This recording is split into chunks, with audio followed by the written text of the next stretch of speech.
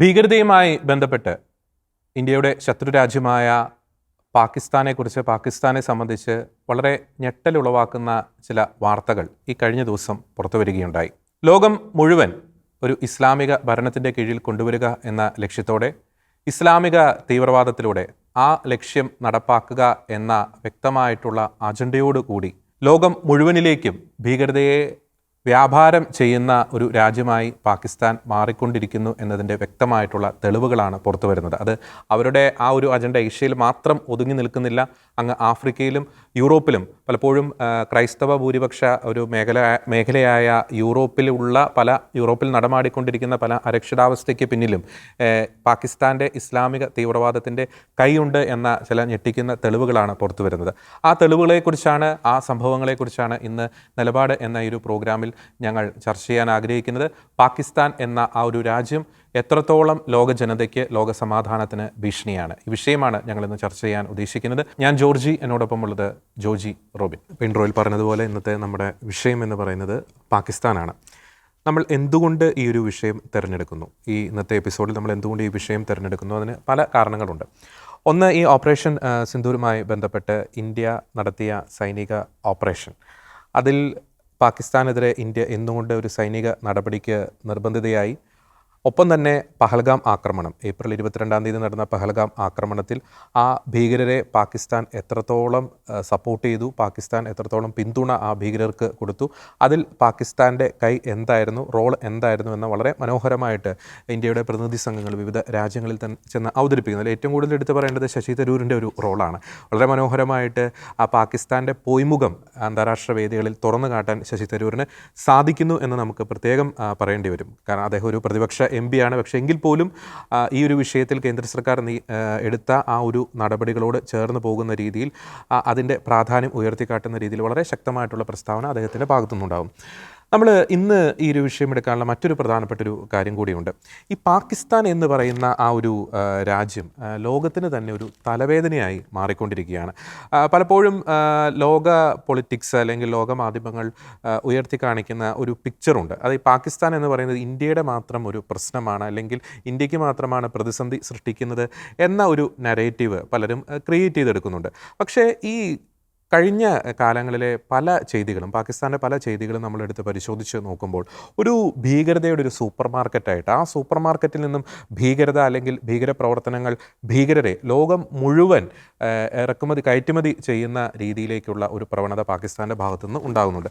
നമ്മൾ ഈ പാകിസ്ഥാനെ സംബന്ധിച്ച് ലോകത്തെ ആശങ്കപ്പെടുത്തുന്ന മറ്റൊരു കാര്യം കൂടിയുണ്ട്. ന്യൂക്ലിയർ കേപ്പബിലിറ്റി ഉള്ളൊരു രാജ്യമാണ്. മാത്രമല്ല, ഈ പഹൽഗാം ഓപ്പറേഷന് ശേഷം ഈ ഇന്ത്യ കൊന്നൊടുക്കിയ ഭീകരർ അവരുടെ ഈ മൃതസംസ്കാര ചടങ്ങുകളിലൊക്കെ ഈ പാകിസ്ഥാൻ മിലിറ്ററി അല്ലെങ്കിൽ പാകിസ്ഥാൻ്റെ സുരക്ഷാ ഉദ്യോഗസ്ഥർ, പാകിസ്ഥാൻ്റെ രാഷ്ട്രീയ മേഖലയിൽ പ്രവർത്തിക്കുന്നവരൊക്കെ പങ്കെടുത്തു എന്ന വളരെ ഗുരുതരമായിട്ടുള്ള ഒരു ഫാക്റ്റ് അവിടെ നിലനിൽക്കുന്നുണ്ട്. മാത്രമല്ല, പാകിസ്ഥാനാണ് ഇന്ത്യക്കെതിരെ യുദ്ധം ചെയ്യാൻ ലഷ്കർ ഇ തൊയ്ബയും ജെയ്ഷെ മുഹമ്മദ് പോലുള്ള കൊടും ഭീകര സംഘടനകളെ അതിന് ജന്മം കൊടുത്തത്. അവർക്കിപ്പോഴും ചെലവും കൊടുത്ത് അവരെ വളർത്തിക്കൊണ്ടിരിക്കുന്നു. ഒരർത്ഥത്തിൽ പറയുകയാണെങ്കിൽ ഈ ഇറാൻ എങ്ങനെ ഇസ്രായേലിനെതിരെ യുദ്ധം ചെയ്യുന്നു, അതേ സ്ട്രാറ്റജി തന്നെയാണ് പാകിസ്ഥാൻ ഇന്ത്യക്കെതിരെ പയറ്റുന്നത്. അതിലൊരു വ്യത്യാസമുണ്ട്. പാകിസ്ഥാൻ ഇടയ്ക്ക് ഡയറക്റ്റായിട്ട് ഇന്ത്യക്കെതിരെ അറ്റാക്ക് ചെയ്യും. മറ്റ് ചില സാഹചര്യങ്ങളിൽ ചില പ്രോക്സികളെ വെച്ചുകൊണ്ട്, ജെയ്ഷെ മുഹമ്മദിനെ മുൻനിർത്തിക്കൊണ്ട്, ലഷ്കർ ഇ തൊയ്ബയെ മുൻനിർത്തിക്കൊണ്ട് ഇന്ത്യക്കെതിരെ യുദ്ധം ചെയ്യും. ചില സാഹചര്യങ്ങളിൽ ഡയറക്റ്റായിട്ടുള്ള ഫൈറ്റ് വരും. അപ്പോൾ ഇറാൻ ഇസ്രായേലിനെ എങ്ങനെ ആക്രമിക്കുന്നു, ഹമാസിലൂടെ, ഹിസ്ബുള്ളയിലൂടെ എങ്ങനെ ആക്രമിക്കുന്നു, അതേ ശൈലി തന്നെയാണ് പാകിസ്ഥാൻ ഇന്ത്യക്കെതിരെയും സ്വീകരിക്കുന്നത്. മറ്റൊരു കാര്യം കൂടിയുണ്ട്. എന്തുകൊണ്ട് ഈ പാകിസ്ഥാൻ ലോകത്തിനൊരു തലവേദനയായി മാറുന്നു, അത് ഇന്ത്യക്ക് മാത്രമല്ല തലവേദന, ലോകത്തിന് മുഴുവൻ തലവേദനയായി മാറുന്നു എന്നതിൻ്റെ 3 വാർത്തകൾ കൂടി ഒന്ന് പരാമർശിച്ച ശേഷം ഞാൻ റോബിനിലേക്ക് വരാം. ഈ കഴിഞ്ഞ ദിവസമാണ് ഈ നൈജീരിയയിൽ 4 പാകിസ്ഥാൻ വംശജരെ, പാകിസ്ഥാൻ ഭീകരരെ നൈജീരിയൻ സുരക്ഷാ സേന അറസ്റ്റ് ചെയ്യുന്ന ഒരു സാഹചര്യമുണ്ടായി. അതിൻ്റെ പ്രധാനപ്പെട്ട കാരണം വലിയൊരു ഞെട്ടിക്കുന്ന ഒരു വസ്തുതയാണ്. അതായത് ബോക്കോ ഹറാം, നമുക്കറിയാം, ക്രൈസ്തവരെ കശാപ്പ് ചെയ്യുന്ന ക്രൂരരായിട്ടുള്ള ബോക്കോ ഹറാം തീവ്രവാദികൾക്ക്, ഒപ്പം തന്നെ Islamic state west African province, ഈ 2 കൊടും ഭീകര സംഘടനകൾക്ക് ട്രെയിനിങ് കൊടുത്തു, ആയുധ പരിശീലനം കൊടുത്തു എന്നതിൻ്റെ അടിസ്ഥാനത്തിലാണ് ഈ പാകിസ്ഥാൻ ഭീകരരെ നൈജീരിയയിൽ നിന്നും അറസ്റ്റ് ചെയ്യുന്നത്. അപ്പോൾ നോക്കുക, ഈ പാകിസ്ഥാൻ്റെ ഭീകരതയുടെ ആ ഒരു കരാളഹസ്തങ്ങൾ ഇവിടെ ഇന്ത്യയിൽ നിന്നും അങ്ങ് ആഫ്രിക്ക വരെ എത്തിയിരിക്കുന്നു. ഇത് ആഫ്രിക്ക അമേരിക്കയിൽ മാത്രം ഒതുങ്ങി നിൽക്കുന്നതല്ല. 3 വാർത്തകൾ കൂടി ഞാനൊന്ന് പരാമർശിക്കാൻ ആഗ്രഹിക്കുകയാണ്. യൂറോപ്പിലേക്ക് ഈ അഭയാർത്ഥികളുടെ രൂപത്തിൽ തീവ്രവാദത്തെ എക്സ്പോർട്ട് ചെയ്യുന്നതിൽ പാകിസ്ഥാന് വളരെ നിർണായകമായിട്ടുള്ള ഒരു പങ്ക് ഉണ്ട് എന്നത് വളരെ വസ്തുതയാണ്. ഈ 2-3 കുറച്ച് മാസങ്ങൾക്ക് മുമ്പാണ് ഈ സ്പെയിനിൽ ഏകദേശം 30-ലധികം വരുന്ന പാകിസ്ഥാനികളെ സ്പാനിഷ് പോലീസ് അറസ്റ്റ് ചെയ്യുകയുണ്ടായി. അതിൽ സ്ത്രീകളും ഉൾപ്പെട്ടിട്ടുണ്ട്. അവർ അവിടെയുള്ള പ്രാദേശികമായിട്ടുള്ള യൂത്തിനെ റാഡിക്കലൈസ് ചെയ്യുന്ന ആ ഒരു പ്രവൃത്തിയിൽ ഏർപ്പെട്ടുകൊണ്ടിരിക്കുകയാണ്. അതായത് അവരുടെ ഉള്ളിലേക്ക് ഭീകരത ഇഞ്ചെക്ട് ചെയ്യുന്ന ഒരു പ്രവൃത്തികളിൽ ഏർപ്പെട്ടുകൊണ്ടിരിക്കുകയാണ്. മാത്രമല്ല European agency for criminal justice corporation ഈ കഴിഞ്ഞ വർഷം പറഞ്ഞൊരു സ്റ്റേറ്റ്മെൻ്റ് ഉണ്ട്. ഈ റൊമേനിയ, ഇറ്റലി, ഓസ്ട്രിയ പോലുള്ള രാജ്യങ്ങളിൽ ഈ വ്യാജ വിസ ഉണ്ടാക്കിയിട്ട് പാകിസ്ഥാനികളെ അങ്ങ് പമ്പ് ചെയ്യുന്ന ഒരു നെറ്റ്വർക്കിനെ അവർ പുറത്തേക്ക് കൊണ്ടുവന്ന് അവരെ അറസ്റ്റ് ചെയ്യുന്നു. ഒപ്പം തന്നെ US-ൽ ഒരു പാകിസ്ഥാനി കനേഡിയൻ പൗരൻ ഷഹ്സാബ് ജദൂനെ അറസ്റ്റ് ചെയ്യുകയുണ്ടായി. ആ വ്യക്തി ഈ ന്യൂയോർക്ക് സിറ്റിയിൽ യഹൂദർക്കെതിരെ വലിയൊരു ആക്രമണത്തിന് പദ്ധതിയിടുന്ന ഒരു അവസ്ഥ. മാത്രമല്ല യൂറോപ്പിലെ പല ഭീകര പ്രവർത്തനങ്ങളുടെ പിന്നിലും നമുക്ക് പാകിസ്ഥാൻ്റെ ഒരു കൈ നമുക്ക് കാണാൻ സാധിക്കും. പാകിസ്ഥാൻ വംശജരുടെ ഒരു റോള് നമുക്ക് കാണാൻ സാധിക്കും. ഒരു കാര്യം കൂടി പറഞ്ഞ് ഞാൻ അവസാനിപ്പിക്കുകയാണ്. ഈ കഴിഞ്ഞ ദിവസം ഐക്യരാഷ്ട്രസഭയിൽ വളരെ കൗതുകരമായിട്ടുള്ള വിചിത്രമായിട്ടുള്ള ഒരു നിയമനം നടക്കുകയുണ്ടായി. അതായത് ഈ കൗണ്ടർ ടെററിസം, താലിബാനെതിരെയുള്ള കൗണ്ടർ ടെററിസം വിങ്ങിൻ്റെ ആ ഒരു തലപ്പത്തേക്ക് പാകിസ്ഥാനെ കൊണ്ടുവരുന്ന ഒരു ഡിസിഷൻ ഐക്യരാഷ്ട്രസഭ എടുക്കുകയുണ്ടായി. ഈ ഭീകരതയുടെ എക്സ്പോർട്ട് ബിസിനസ് ചെയ്യുന്ന പാകിസ്ഥാൻ, ഭീകരതയുടെ വിളനിലമായിട്ടുള്ള പാകിസ്ഥാനെ തന്നെ ഭീകരതയ്ക്കെതിരെയുള്ള പോരാട്ടത്തിൻ്റെ തലപ്പത്ത് നിർത്തി എന്നത് വളരെ വിരോധാഭാസമായിട്ടുള്ള ഒരു കാര്യം കൂടിയാണ്. അപ്പോൾ റോബിനിലേക്ക് വരുമ്പോൾ എന്തുകൊണ്ട് ഈ പാകിസ്ഥാൻ ഒരു ഭീകരതയുടെ ഒരു വിളനിലമായിട്ട് മാറുന്നു? അവരുടെ ഒരു എന്താണ് പറയുന്നത്, പലരുടെയും ഒരു DNA-യിൽ തന്നെ ഈ ഒരു തീവ്രവാദത്തിൻ്റെ ഒരു എലമെൻ്റ് നമുക്ക് പലപ്പോഴും എന്തുകൊണ്ട് കാണാൻ സാധിക്കുന്നു? എന്തുകൊണ്ട് പട്ടാളം തന്നെ, അവിടുത്തെ രാഷ്ട്രീയ വൃന്ദങ്ങൾ തന്നെ ഈ ഭീകരതയെ പാലൂട്ടി വളർത്തുന്നു? നമ്മൾ ശരിക്കും പാകിസ്ഥാനെ വിശേഷിപ്പിക്കുമ്പോൾ പാകിസ്ഥാൻ ഒരു പവർ ഹൗസ് ആയിട്ടാണ് നമുക്ക് മനസ്സിലാക്കാൻ കഴിയുന്നത്. ആഗോള തീവ്രവാദത്തിൻ്റെ പവർ ഹൗസ് പാകിസ്ഥാനാണ് എന്ന് നമുക്ക് വേണമെങ്കിൽ പറയാം. അതുപോലെ തന്നെ തീവ്രവാദികളെ എനിക്ക് തോന്നുന്നത് നമ്മൾ വാക്ക് പറയേണ്ടത് തീവ്രവാദികളെ അച്ചടിച്ച് ഇറക്കുന്ന, കാരണം ഇതിനെല്ലാം ഒരേ പാറ്റേൺ ഉണ്ട്. അതിൻ്റെ ബേസിക് ഇപ്പം നമ്മൾ മസ്തിഷ്ക പ്രക്ഷാളനം നടത്തുക എന്ന് പറയുമ്പോൾ എന്നുവെച്ചാൽ ഒരേ മൈൻഡ് സെറ്റ്, ഒരേ രീതി എന്ന് വെച്ചാൽ പണം അച്ചടിച്ചിറക്കുന്ന അതേപോലെ ഒരേ അച്ചിൽ വാർത്തെടുത്ത് ഇറക്കുന്നുണ്ട്. അതുപോലെ തീവ്രവാദികളെ അച്ചടിച്ചിറക്കുന്ന ഒരു രാജ്യമാണ് പാകിസ്ഥാൻ എന്ന് പറയുന്നത്. അപ്പോൾ ഇതിന് കൃത്യമായിട്ട് എന്തുകൊണ്ട് ഇത്ര രീതിയിൽ ഇത്ര സ്ട്രാറ്റജിക്കായിട്ട് ഇവർക്ക് ഇത് ഇറക്കാൻ കഴിയുന്നു എന്നുള്ളതിനൊരു ചരിത്ര പശ്ചാത്തലം കൂടിയുണ്ട്. പാകിസ്ഥാൻ എന്തുകൊണ്ട് അതിന് കഴിയുന്നു എന്നുള്ളതിനെക്കുറിച്ച്. അപ്പം അതിൻ്റെ ഏറ്റവും പ്രധാനപ്പെട്ട പാകിസ്ഥാൻ്റെ നമ്മളത് തുടങ്ങുമ്പോൾ എനിക്ക് തോന്നുന്നു പാകിസ്ഥാൻ ഈ പഹൽഗാമിൽ ആക്രമണം നടത്തിയ സമയത്ത് വെസ്റ്റേൺ മീഡിയ പാകിസ്ഥാനിലെ രാഷ്ട്രീയക്കാരോട് അതുപോലെ തന്നെ മുൻ സൈനിക ഉദ്യോഗസ്ഥരോടെല്ലാം ചോദിക്കുമ്പോൾ അവർ പറയുന്നൊരു കാര്യമുണ്ട്, ഞങ്ങൾ തീവ്രവാദത്തെ സപ്പോർട്ട് ചെയ്തിരുന്നു. അവർ വളരെ സ്റ്റേണായിട്ടാണ് പറയുന്നത്, ഞങ്ങൾ തീവ്രവാദത്തെ സപ്പോർട്ട് ചെയ്തിരുന്നു. എന്തുകൊണ്ട് ഞങ്ങൾ തീവ്രവാദത്തെ സപ്പോർട്ട് ചെയ്തിരുന്നു?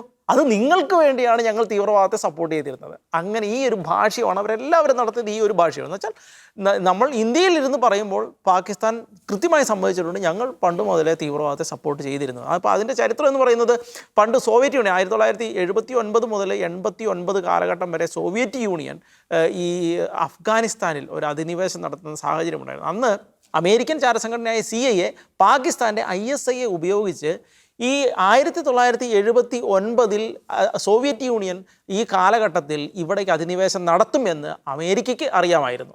അമേരിക്കയ്ക്ക് അറിയാൻ കാരണം ഈ അഫ്ഗാനിസ്ഥാനിലുണ്ടായിരുന്ന ഇടതുപക്ഷ ഗവൺമെൻറ്റിനെ മറിച്ചിടാൻ അമേരിക്ക ശ്രമിച്ചുകൊണ്ടിരിക്കുന്ന സാഹചര്യമായിരുന്നു. അപ്പോൾ അങ്ങനെ മറിച്ചിട്ടാൽ ഇപ്പോൾ ഈ കഴിഞ്ഞ പ്രാവശ്യം സിറിയയിൽ ബാഷർ അൽ അസാദിനെ ഈ അമേരിക്ക മറിച്ചിട്ടതുപോലെ അതുപോലെ അഫ്ഗാനിസ്ഥാനിലെ ഇടതുപക്ഷ ഗവൺമെൻറ്റിനെ മറിച്ചിടുമ്പോൾ റഷ്യ അന്നത്തെ USSR ഇവിടെ ഇടപെടും എന്ന് അമേരിക്കയ്ക്ക് അറിയാമായിരുന്നു. അതുകൊണ്ട് അവരെന്ത് ചെയ്തു, പാകിസ്ഥാനിലെ സൈന്യം ത്രൂ ISI ത്രൂ ഈ പാകിസ്ഥാനും അഫ്ഗാനിസ്ഥാനും ഇടയിലുള്ള ആ പ്രദേശത്തെ ഗോത്രവർഗ ജനങ്ങളെയെല്ലാം ഇവർ റാഡിക്കലൈസ് ചെയ്ത് കൃത്യമായിട്ട് ഒരു സൈനിക രീതിയിൽ ഇവർക്ക് പരിശീലനം കൊടുത്തു, ആയുധം കൊടുത്തു, അങ്ങനെയെല്ലാം ചെയ്യുന്ന ഒരു സാഹചര്യമുണ്ടായി. അത് CIA ത്രൂ ചെയ്യുന്ന സാഹചര്യമുണ്ടായി.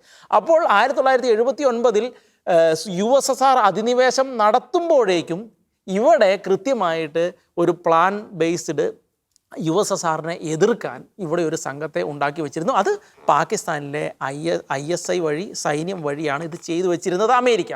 അങ്ങനെ 1979 മുതൽ 89 വരെ ഈ ഇത്രയും കാലഘട്ടം ഈ പാകിസ്ഥാൻ സൈന്യം വഴിയാണ്, അത് ചൈനയും ആ സമയത്ത് ചൈനയും USSRുമായിട്ട് തെറ്റലിലായിരുന്നു, അതിർത്തി പ്രശ്നം മൂലം തെറ്റലിലുണ്ടായിരുന്നു. അപ്പോൾ അതുകൊണ്ട് ചൈനയും സപ്പോർട്ട് ചെയ്തു. പക്ഷേ പാകിസ്ഥാൻ വഴിയാണ്, ഈ ISI വഴി, അതുപോലെ തന്നെ പാകിസ്ഥാൻ്റെ സൈന്യം വഴിയാണ് അമേരിക്ക ഇത് മൊത്തം ചെയ്ത് ഈ 10 വർഷക്കാലം. അങ്ങനെ ഏകദേശം ഒരു CIA, അമേരിക്കയുടെ CIA സെറ്റപ്പ്, CIA പല രാജ്യങ്ങളിലും പല ഓപ്പറേഷനുകളും നടത്തുന്നതാണ്. എന്ന് വെച്ചാൽ അവിടുത്തെ ഗവൺമെൻറ്റിന് പോലും പിടുത്തം കിട്ടാത്ത രീതിയിലുള്ള പല ഓപ്പറേഷനുകളിലും പല രാജ്യങ്ങളിലും നടത്തുന്നതാണ് അമേരിക്കൻ ചാരസംഘടനയായ CIA. അതേ മോഡലിൽ പാകിസ്ഥാനിലെ രാഷ്ട്രീയക്കാർക്കോ അതുപോലെ സൈന്യത്തിൻ്റെ ഉന്നതർക്കോ അറിയാത്ത രീതിയിൽ വരെ ISI, പാകിസ്ഥാൻ്റെ ചാരസംഘടന, ഇന്ന് തീവ്രവാദ പ്രവർത്തനങ്ങൾ ലോകത്തിൻ്റെ പല ഭാഗങ്ങളിലും നടത്തുന്ന സാഹചര്യമുണ്ട്. അപ്പോൾ അവർ ട്രെയിൻ ചെയ്ത് വന്നത് CIA, ഈ അമേരിക്കൻ ചാരസംഘടനയുടെ മോഡലിലാണ്. ഏകദേശം ഇവരുടെയും ഒരു സെറ്റപ്പ് കിടക്കുന്നത് ആ ഒരു മോഡലിലാണ്. അങ്ങനെ ഇവർ അതിൽ എക്സ്പേർട്ട് ആകുന്ന ഒരു സാഹചര്യമാണ് ഉണ്ടായത്. അങ്ങനെ എക്സ്പേർട്ട് ആവുകയും അഫ്ഗാനിസ്ഥാനിൽ അമേരിക്ക, USSR അവിടുന്ന് ഒഴിവായി പോകുന്ന സാഹചര്യം ഉണ്ടാകുന്നു. അവിടുത്തെ ഇടതുപക്ഷ ഗവൺമെൻറ് ഇല്ലാതാകുന്നു. അവിടെ ഹൈലി റാഡിക്കലൈസ്ഡ് ആയിട്ടുള്ള താലിബാൻ അവിടെ അധികാരം പിടിച്ചെടുക്കുന്ന സാഹചര്യമാണ്. അതങ്ങനെ മുന്നോട്ട് പോകുന്ന സാഹചര്യമാണ്. അപ്പോൾ അതോടെ അമേരിക്കയ്ക്ക് USSR തകർന്നതോടുകൂടി അമേരിക്കയ്ക്ക് ഇവിടുത്തെ ഇൻട്രസ്റ്റ് ഇല്ലാതാകുന്നു. അങ്ങനെ അതിനെ ഇവർ കൺവേർട്ട് ചെയ്യുന്നു എങ്ങോട്ട്? കാശ്മീരിലേക്ക്. ആ സമയത്ത് കാശ്മീരിൽ, അതിനുശേഷം 1980-90 കാലഘട്ടത്തിൽ അതിനുശേഷം വളരെ വലിയ അരക്ഷിതാവസ്ഥ കാശ്മീരിൽ ഉണ്ടാകുന്ന സാഹചര്യമുണ്ടായി. അപ്പോൾ അത് ഈ തീവ്രവാദികളെ എല്ലാം കൂടെ അവർ ഇങ്ങോട്ട് ചാനലൈസ് ചെയ്ത് ഇവിടേക്ക് വന്ന് അസ്ഥിരത ഉണ്ടാക്കുന്ന സാഹചര്യം. അപ്പോൾ എന്തുകൊണ്ട് ഇവർക്ക് ഇതിന് കഴിയുന്നു എന്നുള്ളത്, കാരണം കൃത്യമായിട്ട് ഒരു തീവ്രവാദി ഇതിനുവേണ്ടി ഇറങ്ങിത്തിരിക്കുമ്പോൾ എങ്ങനെ കഴിയുന്നു എന്നുള്ളത്, അപ്പോൾ അതിന് ഏകദേശം ഒരു 6 സ്റ്റെപ്പ് ബൈ സ്റ്റെപ്പായിട്ടാണ് ഇവർ ഈ തീവ്രവാദികളെ ഉണ്ടാക്കിയെടുക്കുന്നത്, ജിഹാദികളെ ഉണ്ടാക്കിയെടുക്കുന്നത്. അതായത് ഗ്ലോബൽ ജിഹാദിന് വേണ്ടി ജിഹാദികളെ ഉണ്ടാക്കിയെടുക്കുന്നത്.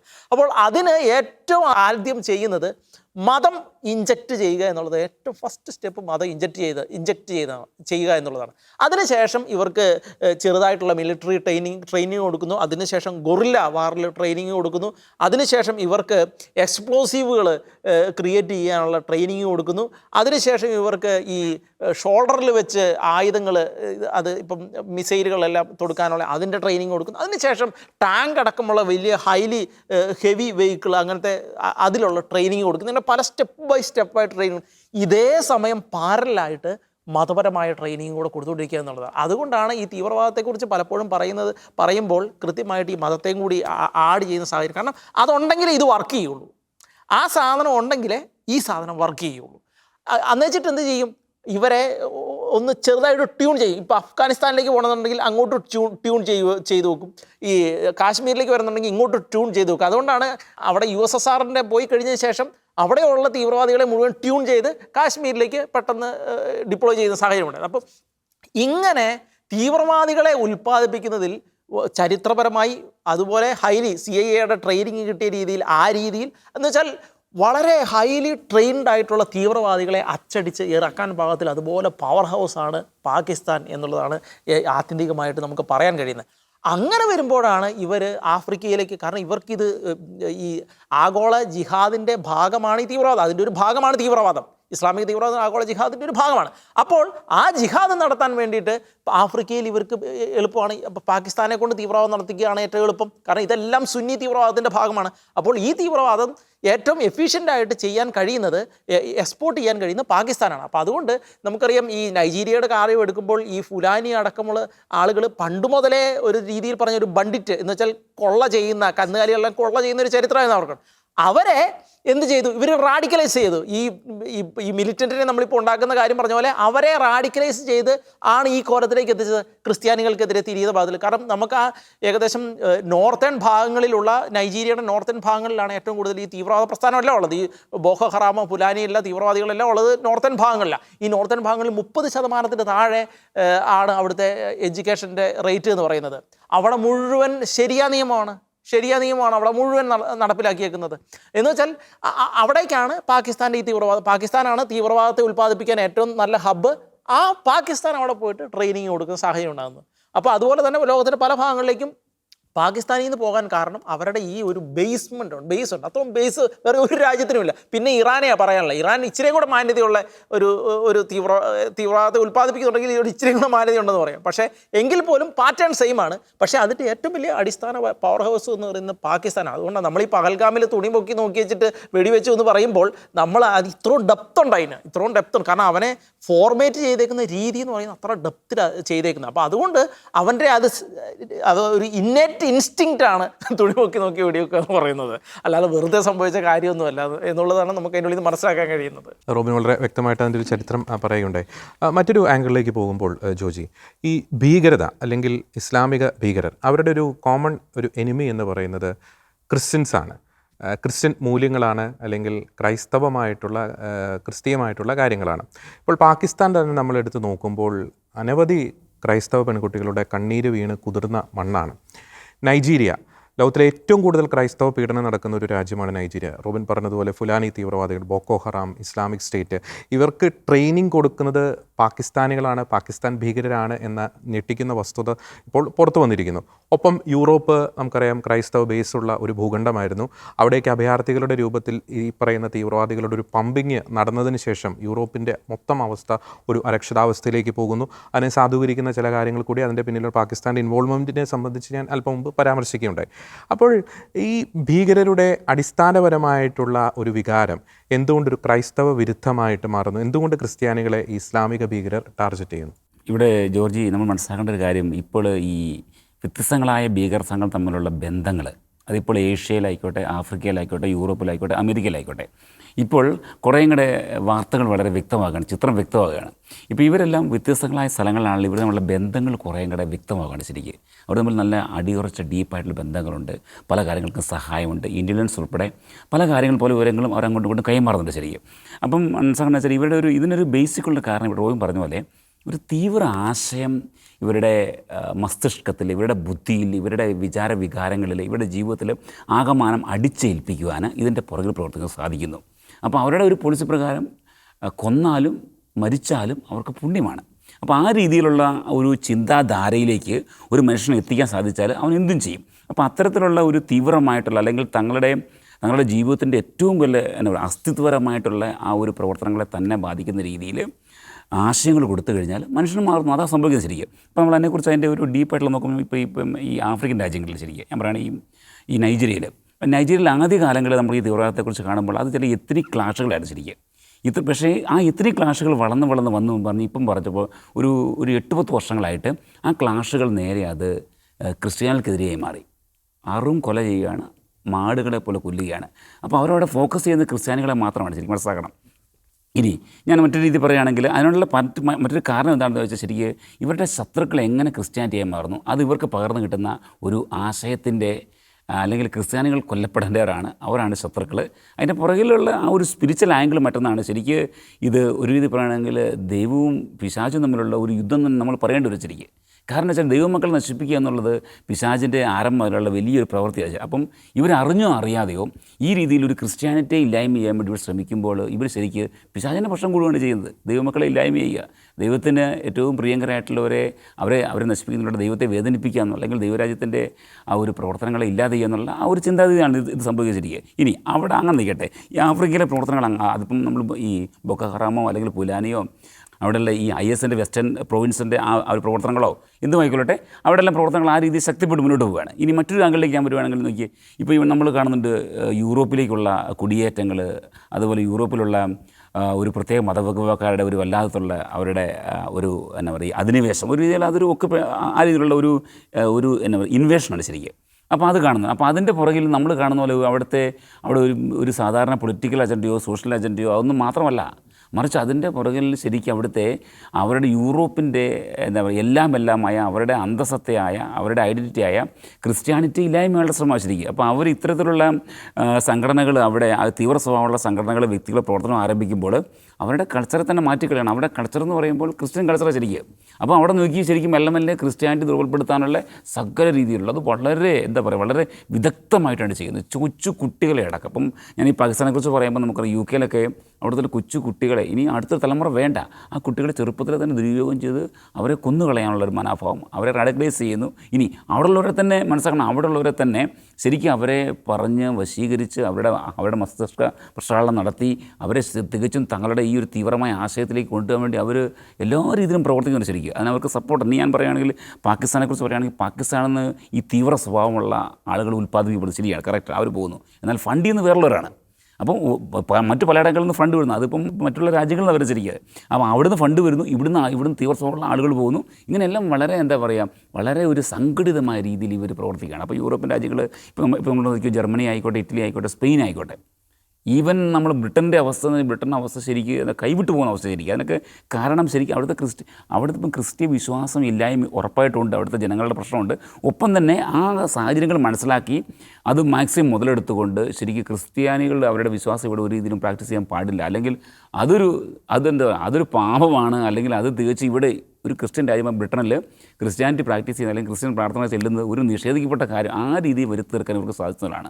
അത്രമാത്രം ആ രാജ്യത്തെ റാഡിക്കലൈസ് ചെയ്യാൻ സാധിച്ചു. ഇതുപോലെ തന്നെ മറ്റുള്ള എല്ലാ രാജ്യങ്ങളിലും ശരിക്കും ഇവർ ആ സൊസൈറ്റിയുടെ സകല മേഖലകളിലും നുഴഞ്ഞു കയറി ആ രീതിയിലുള്ള സംവിധാനങ്ങൾ വരണം. അപ്പം അവിടുത്തെ വിശ്വാസം നഷ്ടപ്പെടുത്തുന്നതിൽ അവരുടെ വിശ്വാസം ഇല്ലായ്മ ചെയ്യുന്നതിൽ വലിയ ഗൂഢമായ അജണ്ടകളുണ്ട് ശരിക്കും. അപ്പോൾ അവർ കൊല്ലാനെല്ലാം തയ്യാറാണ്. മാർക്കറ്റിലേക്ക് കാറ് ഇടിച്ചു കയറ്റുന്നു, അല്ലെങ്കിൽ കത്തി ആക്രമണം, എത്രമാത്രം കത്തി ആക്രമണം സംഭവിക്കുന്നത് ശരിക്കും. അപ്പോൾ ഈ രീതിയിൽ ഈ തീവ്രവാദം പറയുമ്പോൾ നമുക്ക് വളരെ അതിൻ്റെ നമ്മൾ തലനാട് കീറി പരിശോധിക്കുമ്പോൾ മനസ്സിലാക്കുന്ന കാര്യം എന്നറിയാമോ, അത് ശരിക്കും ക്രിസ്ത്യാനിറ്റിക്കെതിരാണ്. ലോകം ആകമാനമുള്ള ഒരു anti Christian movement, anti Christian പ്രവർത്തനങ്ങൾ, അതിൻ്റെ ഒരു വലിയ വ്യാപനമാണ് നമ്മൾ കാണുന്നത്. അതിന് ഏത് തീവ്ര സ്വഭാവം വേണമെങ്കിലും സ്വീകരിക്കാം. അതിൻ്റെ ഒരു പ്രവർത്തനങ്ങളാണ് നമ്മളിപ്പോൾ ഏഷ്യയെ മാത്രമല്ല ആഫ്രിക്കയിലും അതുപോലെ യൂറോപ്പിലും അമേരിക്കയിലും എല്ലാം കാണുന്നത്. പാകിസ്ഥാൻ എന്തുകൊണ്ട് തീവ്രവാദികളുടെ ഒരു വിളനിലമായി മാറുന്നു, ഒരു സേഫ് സോണായിട്ട് മാറുന്നു എന്നതിന് മറ്റു ചില ഉത്തരങ്ങൾ കൂടി നമുക്ക് നൽകാനുണ്ട്. പ്രധാനപ്പെട്ടൊരു കാര്യം എന്ന് പറയുന്നത്, പലപ്പോഴും ഈ ലഷ്കർ ഇ തോയ്ബ ഭീകരരൊക്കെ പങ്കെടുക്കുന്ന പല റാലികളും പല പരേഡുകളും ഒക്കെ പാകിസ്ഥാനിൽ നടക്കുന്നുണ്ട്. അതിൽ മുഴങ്ങിക്കേൾക്കുന്നത് ജിഹാദിനുള്ള ആഹ്വാനം, ഇന്ത്യക്കെതിരെ യുദ്ധം ചെയ്യാനുള്ള ആഹ്വാനമൊക്കെ അവിടെ നിന്ന് നമുക്ക് മുഴങ്ങിക്കേൾക്കുന്നതായിട്ട് നമുക്ക് അറിയാൻ സാധിക്കുന്നുണ്ട്. ആ റാലികളിൽ ഈ ഭീകരരോടൊപ്പം വേദി പങ്കിടുന്നവർ പലരും ഈ പാക് പ്രധാനമന്ത്രിയുടെ ഉൾപ്പെടെ ഉള്ള മന്ത്രിമാരുടെ, MLA-മാരുടെ, MP-മാരുടെ അല്ലെങ്കിൽ അവരുടെ ജനപ്രതിനിധികളുടെ ഒക്കെ ക്ലോസ് അസോസിയേറ്റ് ആണ്. പലപ്പോഴും പല റാലികളിലുമൊക്കെ ഇവരുടെ ജനപ്രതിനിധികൾ അല്ലെങ്കിൽ ഭരണതലപ്പത്തുള്ളവർ ഈ ലഷ്കർ ഇ തോയ്ബ ഭീകരരുമായി, ജെയ്ഷെ മുഹമ്മദ് ഭീകരരുമായൊക്കെ വേദി പങ്കിടുന്നതായിട്ട് നമുക്ക് കാണാൻ സാധിക്കും. അതിൻ്റെ കാരണം മറ്റൊന്നുമല്ല, വോട്ട് ബാങ്ക് പൊളിറ്റിക്സ് ആണ്. കാരണം ഇവർക്ക് അധികാരത്തിൽ കയറണമെങ്കിൽ ഈ പറയുന്ന ഇസ്ലാമിക തീവ്രവാദികളുടെ സപ്പോർട്ട് ഉണ്ടെങ്കിൽ മാത്രമേ ഇവർക്ക് അധികാരത്തിൽ കയറാൻ സാധിക്കുകയുള്ളൂ. ഒരു ഉദാഹരണം പറയുകയാണെങ്കിൽ, ഈ പാകിസ്ഥാൻ്റെ ഫുഡ് മിനിസ്റ്റർ മാലിക് റഷീദ് അഹമ്മദ് ഖാൻ എന്ന് പറയുന്ന വ്യക്തി, അയാൾ തിരഞ്ഞെടുക്കപ്പെട്ടിരിക്കുന്നത് കസൂർ എന്ന് പറയുന്ന ഒരു മേഖലയിൽ നിന്നാണ്. ആ കസൂർ മേഖലയുടെ ഒരു പ്രത്യേകത എന്ന് പറയുന്നത് വ്യാജ മതനിന്ദ കേസുകളുടെ വലിയൊരു അതിക്രൂരമായിട്ടുള്ള പശ്ചാത്തലമുള്ള ഒരു മേഖലയാണ്. മാത്രമല്ല ഈ ജിഹാദിസ്റ്റ് മനോഭാവമുള്ളവരുടെ ഒരു ഭൂരിപക്ഷ മേഖലയാണ് കസൂർ. അപ്പോൾ അവിടെ നിന്നും തിരഞ്ഞെടുക്കപ്പെടുന്ന ഒരു വ്യക്തി പാക് മന്ത്രിസഭയിൽ അംഗമാകുമ്പോൾ സ്വാഭാവികമായിട്ടും ആ വ്യക്തിയിൽ നിന്നും വരുന്ന കാര്യങ്ങൾ എന്ന് പറയുന്നത് തീവ്രവാദത്തിന് അനുകൂലമായിട്ടുള്ള കാര്യമാണ്, ഇന്ത്യ വിരുദ്ധ നിലപാടാണ്. അപ്പോൾ അത് മറ്റൊരു കാര്യം. ഏറ്റവും ലാസ്റ്റായിട്ട് ഒരു കാര്യം കൂടി പറയാനുണ്ട് എനിക്ക്. നേരത്തെ ഞാൻ സൂചിപ്പിച്ചു, ഈ UN തന്നെ ഒരു കമ്മിറ്റിയുടെ തലപ്പത്തേക്ക്, ഭീകരവിരുദ്ധ കമ്മിറ്റിയുടെ തലപ്പത്തേക്ക് പാകിസ്ഥാൻ വരാൻ ഇടയായ ഒരു സാഹചര്യം, അത് ഒരു അപ്രതീക്ഷിതമായി സംഭവിച്ചതല്ല എന്നാണ് എനിക്ക് മനസ്സിലാക്കാൻ സാധിക്കുന്നത്. കാരണം എന്താണെന്ന് വെച്ച് കഴിഞ്ഞാൽ, നമുക്ക് UK അല്ലെങ്കിൽ പല യൂറോപ്യൻ രാജ്യങ്ങളുടെയും ഭരണതലപ്പത്തുള്ളവരുടെ ഒരു പശ്ചാത്തലം നമ്മൾ എടുത്തു നോക്കുമ്പോൾ, ഇപ്പോൾ UK തന്നെ എടുത്തു നോക്കുകയാണെങ്കിൽ അതിൻ്റെ ഭരണതലപ്പത്തേക്ക് പാക് വംശജരായിട്ടുള്ള പലരും കടന്നു വന്നിട്ടുണ്ട്. ഇപ്പോൾ ലണ്ടൻ പോലുള്ള ആ സിറ്റികളുടെ മേയർ സ്ഥാനത്ത് അത് ആരാണ് വന്നിട്ടുള്ളത്? ഒപ്പം തന്നെ മറ്റ് പല സിറ്റികളുടെയും മേയർ പദവിയിലിരിക്കുന്നവർ ആരാണ്? പ്രത്യേകിച്ച് യൂറോപ്യൻ രാജ്യങ്ങളുടെ മന്ത്രിസഭയിൽ അംഗമായിട്ടുള്ളവർ ആരാണ്? അവർക്കൊക്കെ ഒരു പാക് റൂട്ട് നമുക്ക് കാണാൻ സാധിക്കും. ഇത് അപ്രതീക്ഷിതമായിട്ട് സംഭവിച്ചൊരു കാര്യമില്ല. വളരെ നാളുകളായിട്ട് അവർ കാൽക്കുലേറ്റ് ചെയ്ത് നടത്തിയ ഒരു അഭയാർത്ഥി പ്രവാഹം, അതിൻ്റെ മറവിൽ അവർ നടപ്പിലാക്കാൻ ശ്രമിക്കുന്ന പൊളിറ്റിക്കൽ ഇസ്ലാമിൻ്റെ ഒരു അജണ്ട, അപ്പോൾ ഇൻ്റർനാഷണൽ അറേനയിൽ അല്ലെങ്കിൽ ഇൻ്റർനാഷണൽ സിനാരിയോയിൽ പാകിസ്ഥാൻ ഒരു പ്രതിക്കൂട്ടിൽ നിൽക്കുന്ന ഒരു അവസ്ഥ വരുമ്പോൾ ഇത്തരം വ്യക്തികൾ ഭരണതലപ്പത്തുള്ള രാജ്യങ്ങൾ ഒന്നല്ലെങ്കിൽ ഡയറക്റ്റ് അല്ലെങ്കിൽ ഇൻഡയറക്റ്റ് ആയിട്ട് പാകിസ്ഥാനെ സപ്പോർട്ട് ചെയ്യുന്ന ഒരു രീതിയിലേക്ക് പോകാനുള്ള എല്ലാ സാധ്യതയുണ്ട്. അപ്പോൾ കാൽക്കുലേറ്റഡ് ആയിട്ടുള്ള ഒരു അജണ്ട തന്നെയാണ് ഇവർ ഇതിൻ്റെ അകത്ത് നടത്തിയിരിക്കുന്നത്. മറ്റൊരു കാര്യം കൂടി പറഞ്ഞ് ഞാൻ അവസാനിപ്പിക്കുകയാണ്. ഈ അഭയാർത്ഥി പ്രവാഹത്തിൻ്റെ രൂപത്തിൽ നമുക്ക് യൂറോപ്യൻ രാജ്യങ്ങളിലേക്ക്, പ്രത്യേകിച്ച് ഇറ്റലി പോലുള്ള രാജ്യങ്ങളിലൊക്കെ നമ്മൾ സന്ദർശിക്കുമ്പോൾ അതിൻ്റെയൊക്കെ റീറ്റെയിൽ, ഈ ചെറുകിട കച്ചവട മേഖലകളൊക്കെ കൈകാര്യം ചെയ്യുന്നത് അല്ലെങ്കിൽ അവിടെ ഒരു അധിനിവേശം നടത്തിക്കൊണ്ടിരിക്കുന്നത് പാകിസ്ഥാനിൽ നിന്നും ബംഗ്ലാദേശിൽ നിന്നും വന്ന വ്യക്തികൾ. പ്രത്യേകിച്ച് അവിടെ നമ്മൾ യാത്ര ചെയ്യുമ്പോൾ മിനി സൂപ്പർ മാർക്കറ്റ് എന്നൊക്കെ പറയുന്ന പ്രസ്ഥാനങ്ങൾ നമുക്ക് കാണാൻ സാധിക്കും. പലതും നല്ല രീതിയിൽ നടക്കുന്നത് ഉണ്ടാകാം, പക്ഷേ ചിലതിൻ്റെയൊക്കെ മറവിൽ പല തീവ്രവാദ പ്രവർത്തനങ്ങളും ലഹരി ഇടപാടുകളും ഒക്കെ നടക്കുന്നതായിട്ട് പല ആരോപണങ്ങൾ ഉന്നയിക്കുന്നുണ്ട്.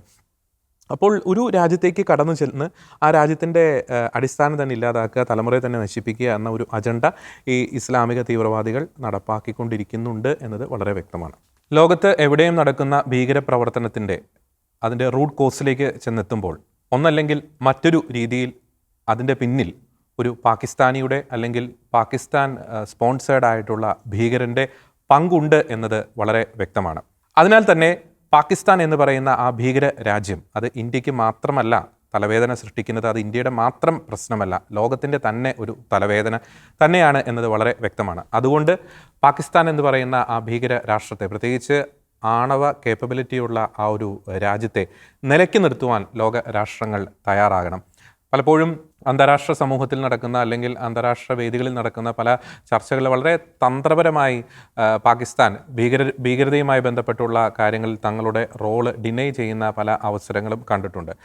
ചില രാജ്യങ്ങൾ അല്ലെങ്കിൽ ചില നേതാക്കളൊക്കെ അത് അപ്പാടെ വിശ്വസിക്കുന്ന ഒരു പ്രവണതയും നാം കണ്ടിട്ടുണ്ട്. പക്ഷേ ഒരു കാരണവശാലും ഭീകരതയെ സ്പോൺസർ ചെയ്യുന്ന, ഭീകരതയെ പാലൂട്ടി വളർത്തുന്ന പാകിസ്ഥാൻ്റെ അത്തരത്തിലുള്ള നിലപാടുകളെ ഒരു കാരണവശാലും മുഖവിലക്കെടുക്കാൻ ലോക നേതാക്കൾ, രാഷ്ട്രീയ നേതാക്കൾ ഒരു കാരണവശാലും തയ്യാറാകരുത്.